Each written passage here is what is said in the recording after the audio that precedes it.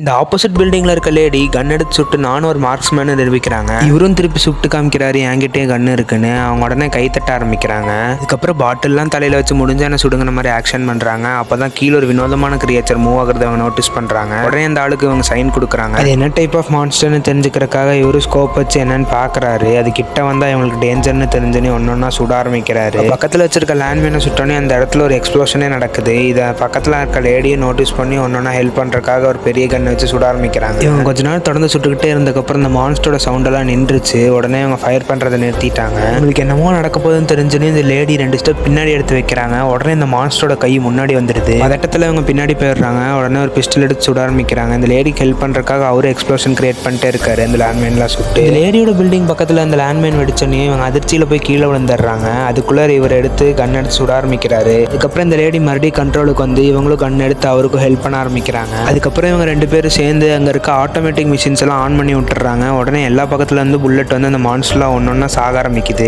அந்த ஆட்டோமேட்டிக் மிஷின்ஸோட ஹெல்ப்பாலையும் இவங்க ரொம்ப நேரமா விடாமுயற்சியோட சுட்டுக்கிட்டே இருக்காங்க. மான்ஸ்டர் கூட நடக்கிற போரெல்லாம் முடிஞ்சிருது. உடனே அவங்க பேப்பர் எடுத்து காமிச்சு இதுதான் என்னோட பெஸ்ட் பர்த்டேன்னு சொல்றாங்க. இவரு அதை பார்த்து சிரிக்கிறாரு. அடுத்த நாள் காலையில் ஏதோ உயிரோட இருக்கான்னு வெளியே வந்து பாக்குறாரு. அதுக்கப்புறம் ஒவ்வொரு நாளும் வித்தியாசமா அவங்க பேசி பேசி ஆப்போசிட்ல இருந்து சிரிச்சுக்கிட்டே இருக்காங்க. அப்புறம் ஒரு நாள் பூவெல்லாம் எடுத்துக்கிட்டு இந்த லேடியை பாக்குறதுக்காக ரோப் வழியா அந்த சைடு போறாங்க. அந்த லேடியை பார்த்தோன்னே எனக்கு ஒன்று பிடிச்சிருக்குன்னு ப்ரொபோஸ் பண்றாரு. ஓகே சொல்லிடுறாங்க.